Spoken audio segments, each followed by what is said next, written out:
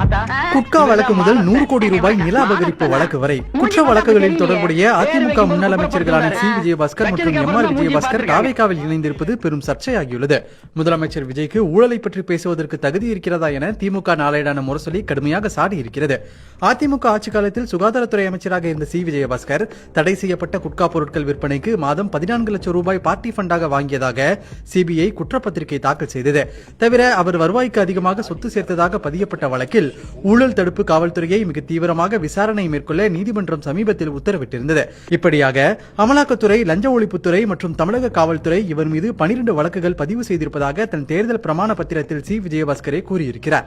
அதேபோல எம்.ஆர். விஜயபாஸ்கர் மீது 100 கோடி ரூபாய் நிலத்தை மோசடியாக பத்திரம் தயாரித்து கிரயம் செய்ததாக வழக்கு பதியப்பட்டது. இந்த வழக்கில் 2024 தலைமறைவாக இருந்தவர் கேரள எல்லையில் சிபிசிஐடி காவல்துறையால் கைது செய்யப்பட்டு ஜாமீனில் விடுதலையானார்.